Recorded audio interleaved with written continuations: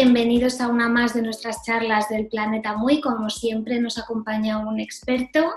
y esta vez se trata de Gabriel Pombo, que es abogado y riperólogo, que es como se denomina a los estudiosos del famoso caso de Jack el Destripador. Gabriel, bienvenido, muchísimas gracias. Bueno, el agradecido soy yo por la generosidad de darme esta entrevista desde tu prestigiosa revista muy interesante. Y bueno, esperemos que estos minutos sean amenos y atractivos para vuestra audiencia. A tus órdenes. Gracias, Gabriel. Para presentarte un poco, has publicado 3 libros, 2 ensayos y una novela. Y desde hace más de 10 años llevas estudiando este caso y dando charlas. Entonces, para ponernos en contexto, ya que el Destripador se le considera el asesino en serie más famoso de la historia, se consideran canónicos 5 asesinatos que se cometieron entre agosto y noviembre de 1888 de 5 mujeres, todas ellas prostitutas, en el distrito de Whitechapel de Londres. Y realmente es muy poco lo que sabemos sobre este asesino, ¿no es así, Gabriel? Bueno, veo que has hecho tus deberes, mi amiga Laura. Has hecho un resumen muy sintetizado de lo que se sabe del caso de Jack el Destripador, que está envuelto en las brumas de Londres. Según las películas que hemos visto al efecto, todos los que nos interesa los temas criminológicos, bueno, siempre aparece esa escena brumosa, pero bastante engañosa, porque tú sabes que insólitamente en realidad en 1888, que fue el año donde se llevaron a cabo los desmanes de este asesino serial, hubo un clima extrañamente bastante bueno y benigno para Londres. No hubo tanta niebla, pero en el inconsciente colectivo, en las películas, en las obras teatrales y también en las novelas, las brumas están como un elemento característico del caso de Jack el Destripador. Y también, como tú bien mencionas, en realidad es muy poco lo que se sabe de Jack el Destripador. Es muy difícil separar los hechos reales, los pocos hechos objetivos que han quedado registrados a través no solo de la prensa de la época, no solo a través de las autopsias forenses que se realizaron a las pobres víctimas de este asesino, no solo en las indagatorias policiales y judiciales que han quedado establecidas en el tiempo, sino que ha sido un caso que ha tenido muchísimas variantes a lo largo de los años. Se han sumado hipótesis y teorías, sobre todo tratando de determinar cuál fue la identidad de este célebre e infame asesino. Bueno, y todo eso lleva a que estemos en un verdadero cenagal donde se suman las mentiras, las verdades a medias y los pocos hechos reconocidos, acreditados, y que los estudiosos, que en realidad los grandes estudiosos son todos británicos, ¿no? Yo soy un humilde investigador de Sudamérica, muy apasionado por este tema, pero bueno, en estos minutos podemos hablar sí de los hechos objetivos que han habido, así que quedo a la espera de tus preguntas para seguir desarrollando un poco el tema. Bueno, pues si te parece empezamos por los asesinatos canónicos. Se les considera así porque se sabe a ciencia cierta, por así decirlo, que fueron estos 5, pero es posible que haya habido más asesinatos de los que no conocemos o que no quedaran claros también, irresolutos, que hayan sido obra de este asesino. Sí, es posible. En el plano de las hipótesis, ya que el Destripador pudo haber ultimado a más de las 5 víctimas tradicionales o canónicas,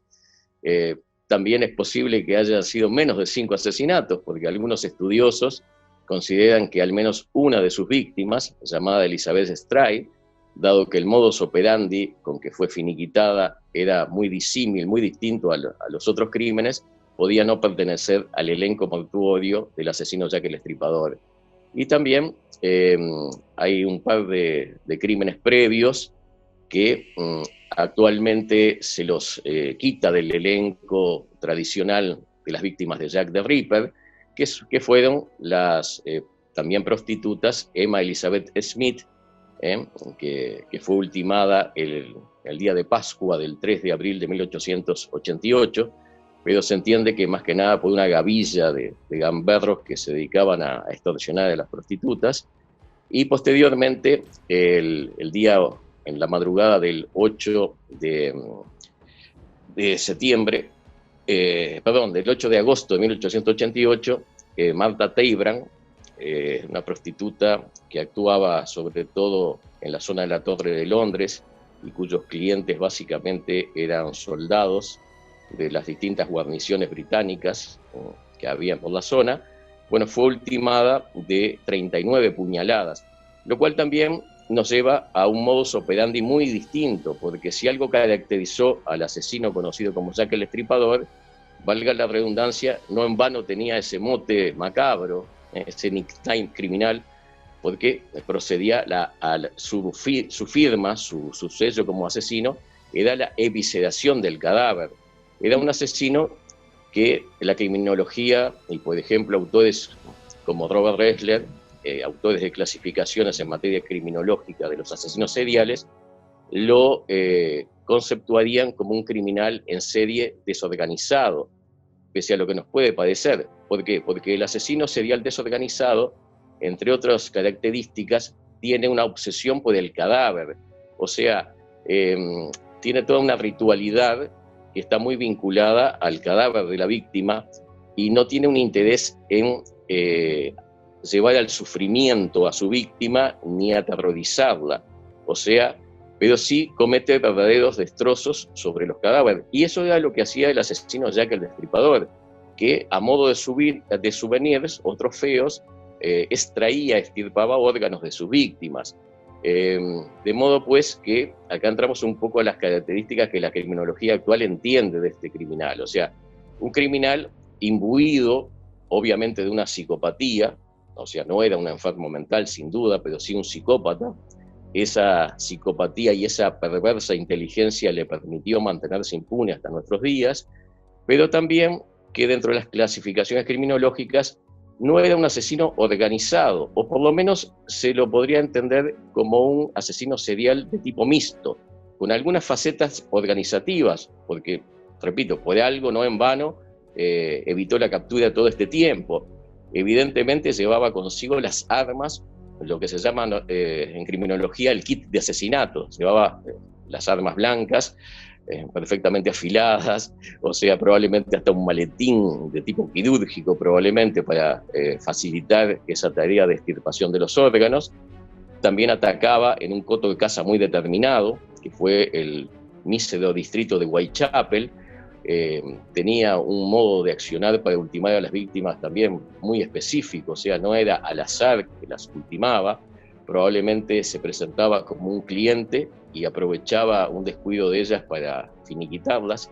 incluso lograba llevarlas a callejones, a callejuelas, a zonas muy oscuras, a recovecos donde fuera difícil, que fuera a su vez individualizado y evitar ser molestado por testigos, y cuando ya sus crímenes estaban en auge, ni que hablar por la policía o por los miembros del Comité de Vigilancia de Whitechapel, que fue una especie de ONG victoriana que se formó para tratar de capturarlo. O sea, evidentemente hay muchos rasgos propios de un asesino serial organizado, pero insólitamente también tiene otros rasgos que lo harían clasificable dentro de la clasificación del asesino desorganizado. Sobre todo este que te mencioné, Laura, de la obsesión que este criminal tenía por el cadáver de la víctima. En realidad le importaba más el cadáver, la extirpación de órganos, el hecho de llevárselos como trofeos, que el hecho de ultimar. Y de allí que algún autor haya entendido que pese a lo que cualquiera podría suponer, de que era un asesino que se solazaba, que se regodeaba, digamos, en su crimen, en realidad no era un criminal que estuviera impulsado por un motivo de causar daño o terror a sus víctimas, sino que no tenía más remedio, por así decirlo, que ultimarlas para lograr su verdadero objetivo y propósito, que era la utilización del cadáver con esos fines rituales y ceremoniales de extracción de órganos. Yo le pregunto cómo sabemos o cómo sabían en aquella época Scotland Yard que estos 5 asesinatos estaban conectados, si, como has dicho anteriormente, alguno de ellos no presentaba esta deformidad tan clara del cadáver como otros sí presentaron, y también si quizás detrás de la identidad de Jack el Destripador hay varias personas, dado que también fueron unos asesinatos que se hicieron muy mediáticos en la época, por aquellas cartas también que se enviaban. Entonces, no sé qué opina usted sobre si puede haber más de una persona implicada en estos asesinatos o cómo sabemos tan claramente que los 5 pertenecieron al mismo autor. Tan claramente, por supuesto, no se sabe. Como te comenté momentos atrás, hasta se discute que una de las víctimas pudo no, las que están consideradas víctimas tradicionales, Elizabeth Stride, pudo no integrar este elenco. En mi opinión personal, sí, Elizabeth Stride es una víctima efectivamente de Jack el Destripador, solo que en esa oportunidad fue interrumpido el criminal por la presencia de un ocasional testigo, y eso hizo que tuviera que ocultarse primero, esperar que ese testigo se distrajera, escapar de la escena del crimen, pero era tal su besanía criminal, era tan fuerte su compulsión por llevar a cabo esa hazaña asesina que lo imbuía, por más que fuera una hazaña asesina destinada a utilizar el cadáver, pero lo cierto que obviamente estaba imbuido de una criminalidad muy, muy grande, a tal punto que entre media hora y 45 minutos después de atacar a Elizabeth Stride, a la cual le corta el cuello, pero repito, dado que hay probablemente la intervención de testigos ocasionales, se ve impedido de llevar a cabo lo que es su objetivo fundamental, que era la extracción de órganos, la mutilación del cadáver, pero tan fuerte era su afán de matar que entre 30 minutos y 45 minutos más, en lugar de huir, que hubiera sido lo que cualquier criminal haría en esas circunstancias, este asesino peculiarísimo, Jack el Destripador, se interna en una zona de la Plaza Mitre británica y allí localiza a una prostituta que la pobre mujer había estado presa de una gran borrachera, un estado de ebriedad muy grande, había sido detenida en la comisaría de Bishopsgate. Y a la 1 de la mañana el carcelero pasa y como ve que por lo menos puede mantenerse en pie y prácticamente la expulsa, porque a la 1 de la mañana era clásico en las comisarías londinenses expulsar a los borrachos. Bueno, tan mala fue la fortuna de Catherine Dowes, que así se llamaba esta prostituta alcohólica, que sale expulsada de esa celda de la comisaría,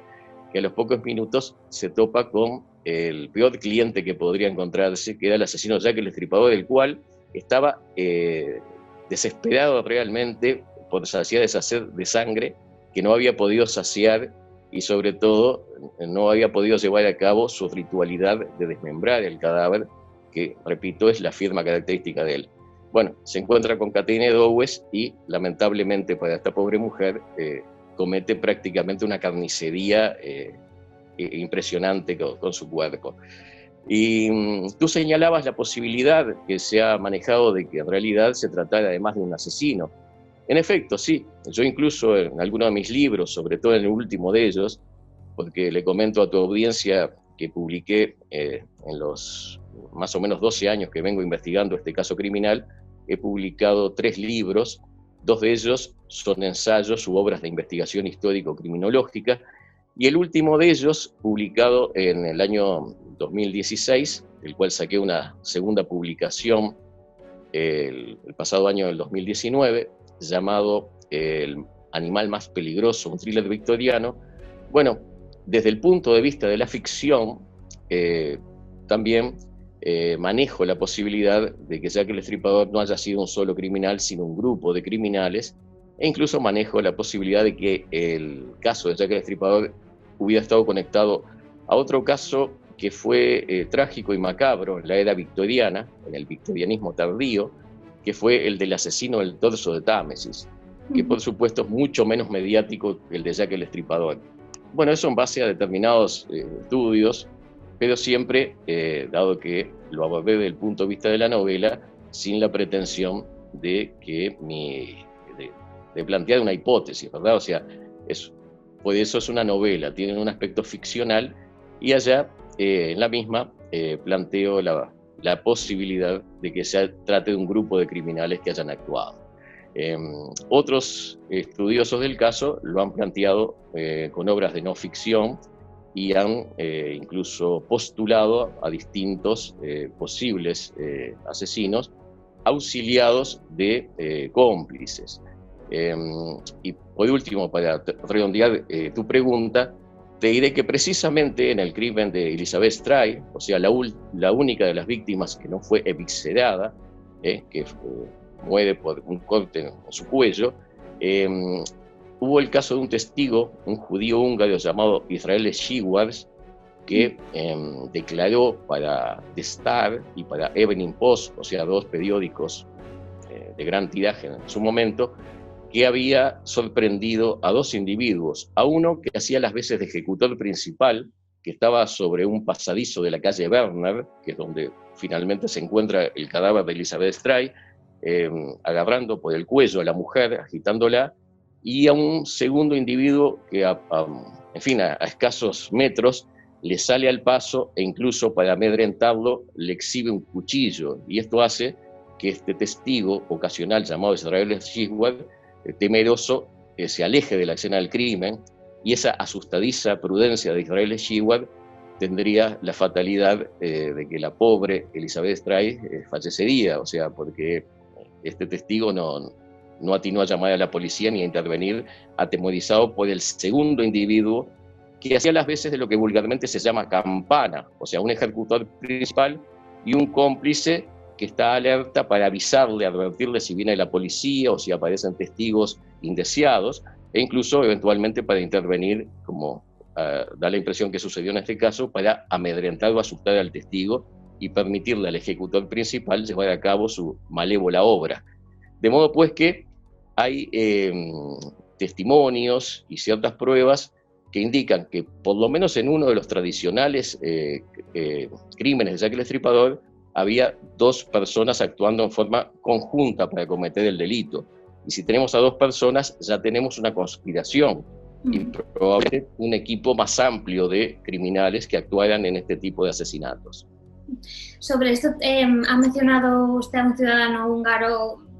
del que se habla que podría ser un sospechoso. Se ha escrito mucho sobre sospechosos y, de hecho, en los últimos años, cada vez que salía alguna novedad respecto a este caso, se afirmaba: ya hemos identificado la identidad de Jack el Destripador por ciertas pruebas, ¿no? Pero nunca queda claro realmente. Se ha sospechado de Aaron Kominski, que es un ciudadano polaco, era un ciudadano polaco. Otro sospechoso muy mencionado también es James Maybrick, que por un diario que se descubrió hace unos 25 años en su habitación, donde supuestamente se relatan los crímenes. Entonces, sobre estos sospechosos, ¿por cuál se inclinaría usted de la larga lista que hay de sospechosos que son razonablemente sospechosos, ¿no? Bueno, como bien mencionas, Laura, es amplísima la lista de sospechosos, pero en general todos ellos carecen de fundamento. Tú has mencionado dos que han tenido mucho impacto mediático y que no solo fueron planteados en determinado momento, sino que después se ve que el periodismo internacional no tenía cómo llenar sus espacios y volvía a traer a luz teorías que ya habían sido descartadas, desechadas, por lo infundadas que eran, y que se habían llevado a cabo años atrás. Por ejemplo, tú mencionas al diario de James Maverick. James Maverick es obviamente falleció hace muchos años, un comerciante algodonero de la ciudad de Liverpool, que fue famoso en su tiempo porque fue asesinado probablemente por su cónyuge, y eso dio lugar a un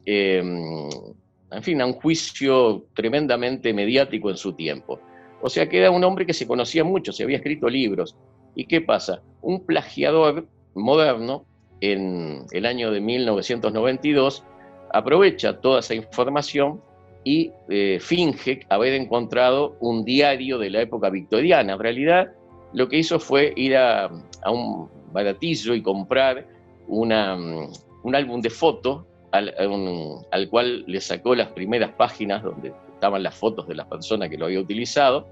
y utilizó el resto de las páginas, y munido de un frasco de tinta de la era victoriana, y con esos conocimientos sobre este personaje que en su momento fue muy conocido, James Maverick, creó, plagió, fabricó todo ese supuesto diario donde este comerciante algodonero, que había fallecido en 1889, o sea, un año después de los crímenes de Jack el Destripador, supuestamente le confesaba al mundo que él había sido el tétrico y macabro asesino. Bueno, digamos, supuestamente una farsa total. O sea, aparece Michael Barrett, así se llama la persona que supuestamente descubrió según toda una historia, ¿verdad? Dice que un amigo, que a su vez ese amigo falleció, le regaló ese diario. Bueno, y él hizo un pingüe negocio presentándolo ante la prensa. Por supuesto que tengo ese libro que se publicó en 1993, que a su vez fue comentado por una estudiosa del caso de Jack el Destripador y novelista también. Y bueno, dio al plagiador no solo su cuarto de hora mediático, sino muy buenos ingresos, pero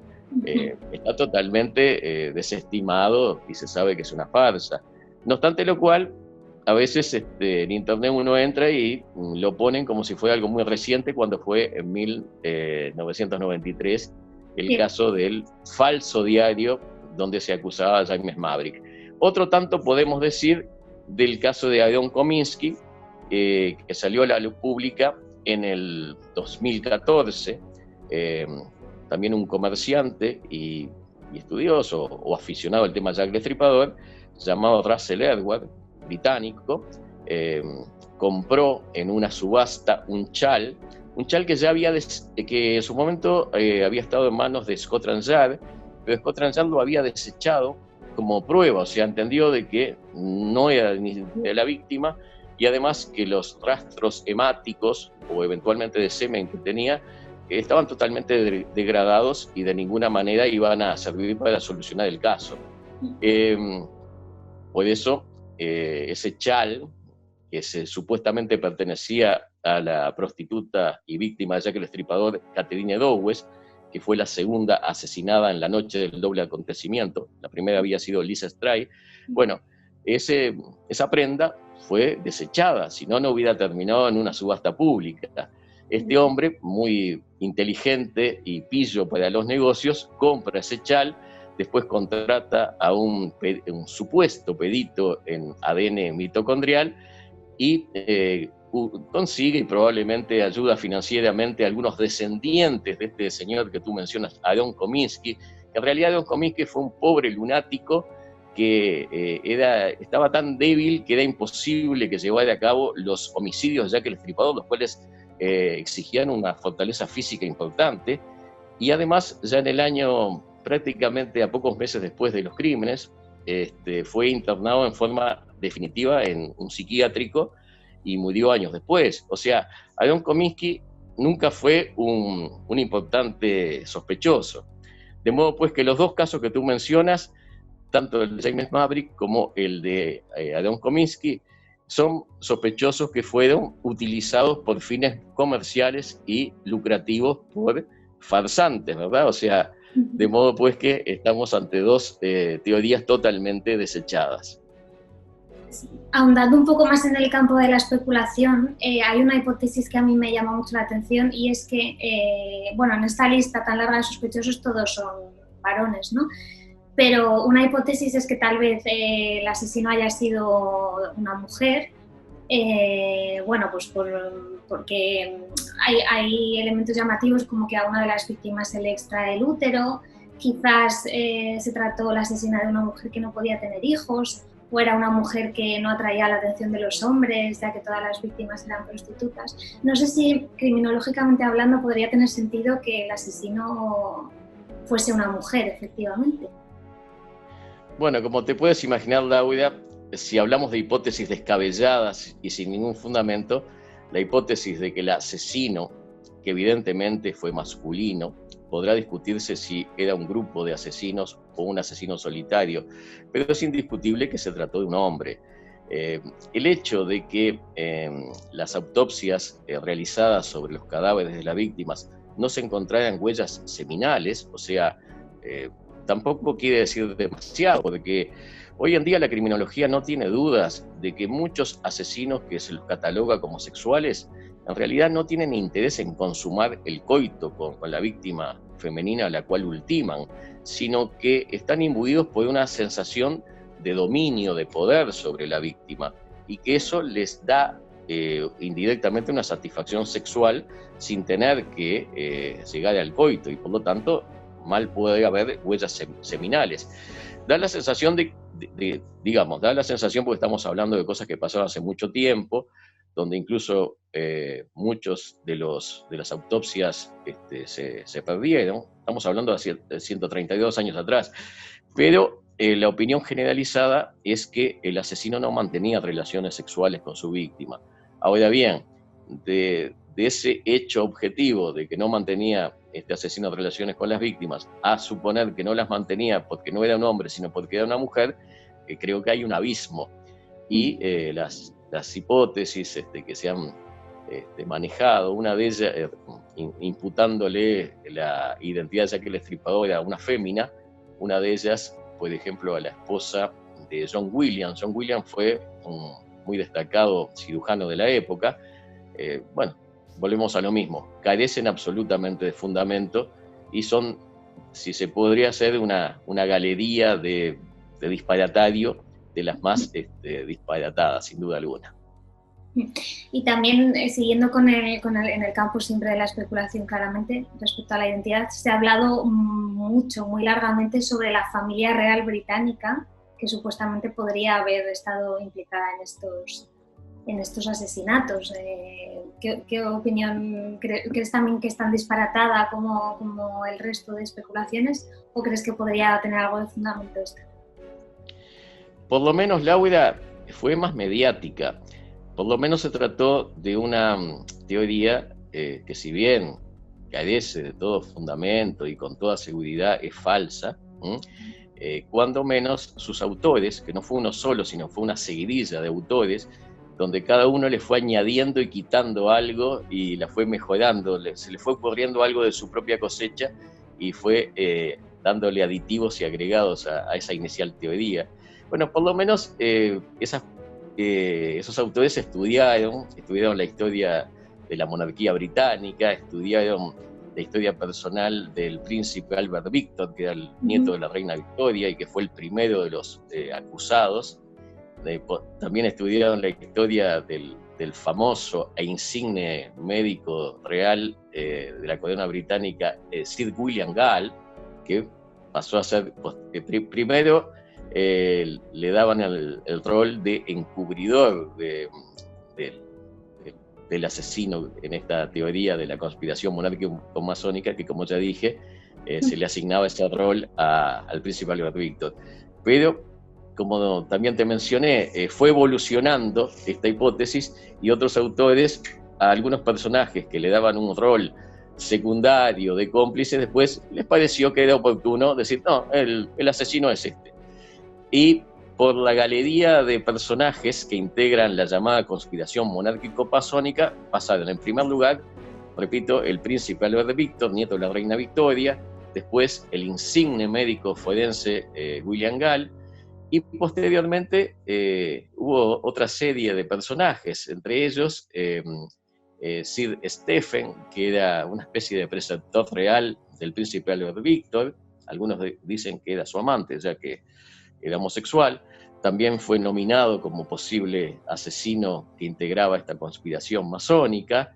Y bueno, y otros personajes menores han sido motivos de libros. Lo malo del caso, Laura, es que no se ha tratado de novelas. Casi todos han sido libros de no ficción donde se pretendía que era algo serio. Y eso es lo que yo a veces, cuando hago mis charlas o conferencias sobre el caso de Jack el Destripador y me hacen la pregunta concreta, siempre destaco. A mí no me parece mal que desde el punto de vista de la ficción, desde el punto de vista de una novela, se postule a un personaje que ya sea ficticio o ya sea de la vida real, ¿verdad?, histórico, de ser Jack el Destripador, pero siempre con la aclaración hecha por el novelista de que estamos en el plano de la ficción, de que no hay que tomárselo en serio. Por ejemplo, la gran obra de Alan Moore, ese genial guionista que es Alan Moore, que uno de sus novelas gráficas más espectaculares es From Hell, o sea, Desde el Infierno, y que dio lugar posteriormente a una adaptación cinematográfica, donde trabaja el gran actor Johnny Depp, entre otros. Bueno, Alan Moore aclara a los lectores en el apéndice de su obra gráfica de que es una ficción, de que él no está acusando al médico William Gall de haber sido el verdadero Jack el Estripador. Pero sin embargo hay otras obras donde pretendidamente son de no ficción y postulan con también una pretendida seriedad a personajes para los que no hay ningún fundamento, ¿no? Y toda la teoría de la conspiración monárquico-masónica, así se llama, que se inició con una obra del año 1976 del autor Stephen Knight, bueno, está totalmente desacreditada. El único valor que ha tenido es para las obras teatrales, para las obras televisivas,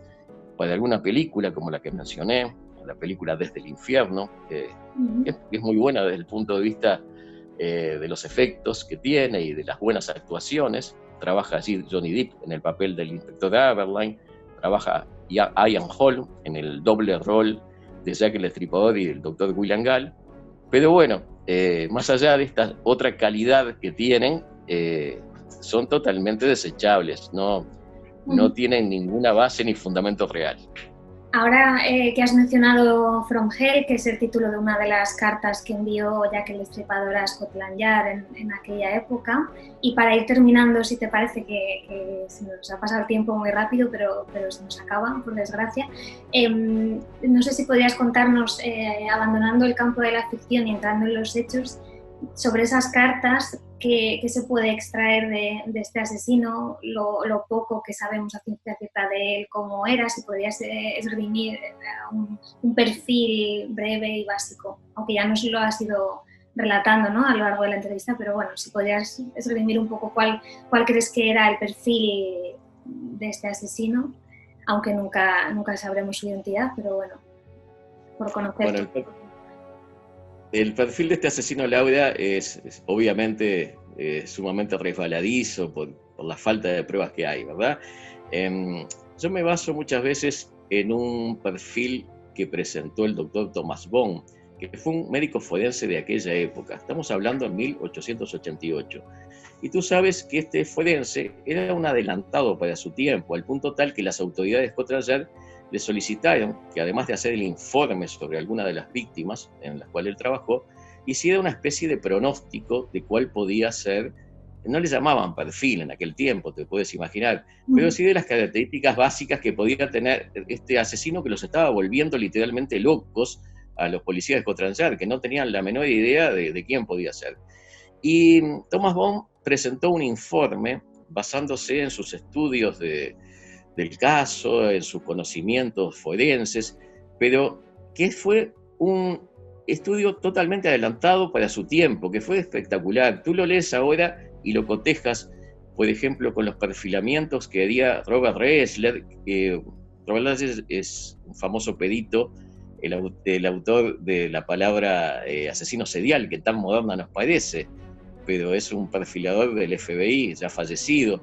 Uno que no ha fallecido es John Douglas, y tu audiencia puede ver la serial Mindhunter, ¿verdad?, o Mentes Criminales. John Douglas ronda los 70 años y es uno de los pocos que está vivo de aquella triada de excelentes peritos forenses que tuvo el FBI en la década del 70 y el 80, que crearon los perfilamientos criminales después de hacer muchas entrevistas a asesinos seriales que están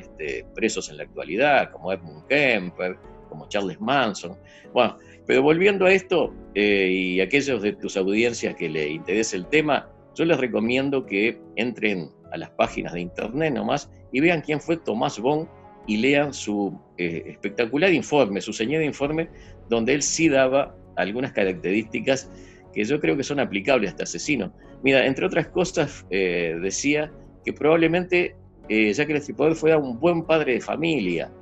¿Por qué? Porque sus asesinatos, que no era un indigente o un maniático de los barrios bajos, aunque obviamente tampoco él decía que fuera un elemento de la aristocracia, ni alguien famoso, ni célebre, pero sí decía que era alguien quizá de una clase media, que tenía un trabajo estable. ¿Y sabes por qué? Porque ese trabajo estable con toda seguridad le impediría que saliera a matar entre semana. Tú sabes que las pobres prostitutas ultimadas por Jack el Destripador, todas fueron agredidas o en días festivos o en fines de semana, por ejemplo, días sábados, domingos, viernes de noche. No hay ningún crimen que se cometiera un lunes, un martes, un miércoles, y sin embargo las meretrices, empujadas por la necesidad, tenían que salir todos los días a hacer su comercio sexual. Y sin embargo, ninguna murió en estos días hábiles de la semana. Bueno, ese es uno de los detalles que llevaban al doctor Thomas Bohn a entender, dentro de ese perfilamiento criminal que él daba para pronosticar cuál podía ser Jack el Destripador, entendía de que se trataba de un padre de familia, de una persona que no podía matar en determinados momentos porque tenía que cumplir con un horario laboral. Bueno, esto es simplemente un comentario de algunos de los perfilamientos que se podía hablar de Jack el Destripador. Y finalmente, para concluir con la pregunta que me has hecho respecto de las cartas, bueno, los estudiosos del caso consideran que, salvo la carta conocida como From Hell, que fue la que recibió George Lax, que fue el presidente del llamado Comité de Vigilancia, o sea, una especie de ONG victoriana que se llevó a cabo por varios comerciantes de la zona para ayudar a la policía, que era impotente en capturar al asesino. Bueno, el 16 de octubre del 88 llegó al domicilio de George Lax una misiva muy toscamente escrita que se encabezaba desde el infierno y hacía mención a que el redactor había cometido canibalismo, que había, que había tomado un trozo de un riñón y se lo había comido, literalmente. Pero esto no hubiera pasado de ser una broma tonta, de las tantas que hubo en aquella época, si no fuera porque esa misiva iba acompañada de una caja de cartón que contenía un medio riñón humano embebido en glicerina. Y los estudios forenses que se hicieron sobre ese trozo de riñón, que macabramente se adjuntó a la carta From Hell, determinaron que se trataba de una mujer de unos 40 o 45 años afectada de la llamada enfermedad de Braille. Y casualmente, la víctima Catherine Dowes, que había sido ultimada pocos días antes, el criminal le había extirpado uno de sus riñones. Y Catherine Dowes era una persona que sufría de un alcoholismo muy avanzado y la autopsia que se hizo sobre su cadáver se determinó que también padecía de la llamada enfermedad de Braille. Podrá ser una coincidencia o no, pero por lo menos la carta llamada From Hell o Desde el Infierno es la que tiene mayores posibilidades de haber sido realmente escrita por el verdadero asesino. Las otras, incluso la que le da su famosa notoriedad, la que le da su nickname criminal de Jack el Destripador, con toda seguridad fueron obras de periodistas que, por motivos sensacionalistas, de ventas de periódicos, de mantener vivo el negocio, como dijo muchos años después, uno de los periodistas que confesó haber enviado cartas falsas, bueno, probablemente son apócrifas. Incluso la carta, repito, que se envió el 25 de septiembre de 1888 a la Agencia Central de Londres, que no era un diario ni un periódico, sino que era un órgano de difusión que tenía otras características. Bueno, hoy en día los estudios que se han hecho sobre la misma son contestes en que fue apócrifa y que incluso hasta prácticamente se tiene detectado a cuál fue el periodista que la redactó de su puño y letra con la anuencia de su jefe de prensa. De modo pues que hay cosas que han pasado a la historia como verdaderas y el tiempo ha demostrado de que eran falsedades que fueron aprovechadas por la prensa. O sea, no olvidemos que el año de 1888 fue pródigo en el sensacionalismo y el amarillismo de la prensa británica. Muchos periódicos, como por ejemplo The Star, o sea, la Estrella, que estaban prácticamente fundidos, rebrotaron y ampliaron sus tirajes 4, 5 y 6 veces más gracias a propalar todas las anécdotas vinculadas al caso de Jack el Destripador, y no solo de propalarlas, sino de exagerarlas e incluso de agregarle mentiras para que fueran más sabrosas para el público. No, sin duda es un caso que fue mediático entonces y que continúa siendo muy mediático ahora, aunque afortunadamente, bueno, pues contemos con más herramientas para desvelar todos estos mitos que lo rodean. Así que, Gabriel, muchísimas gracias por acompañarnos. Se nos acaba ya el tiempo, pero ha sido un verdadero placer contar contigo en esta entrevista y esperamos vernos pronto de nuevo. Bueno, yo estoy a vuestras órdenes, de tu prestigiosa revista muy interesante. Como dije al principio, espero que tu audiencia haya tenido un momento por lo menos ameno. Es riquísimo el anecdotario vinculado a Jack el Destripador, y evidentemente siempre nos vamos a quedar cortos en cuanto al tiempo, más allá de tus muy precisas y adecuadas preguntas que me han permitido explayarme. He quedado muy agradecido contigo, he pasado un momento muy agradable y repito, espero que la audiencia lo considere ameno y por lo menos también que nos distraiga, porque el mundo sigue viviendo los estragos de una pandemia y de algo que nos ha golpeado tan fuerte, que es bueno tener cómo distraerse un poco, cómo entretenerse. Espero que esta entrevista que tú has tenido la gran gentileza de hacerme,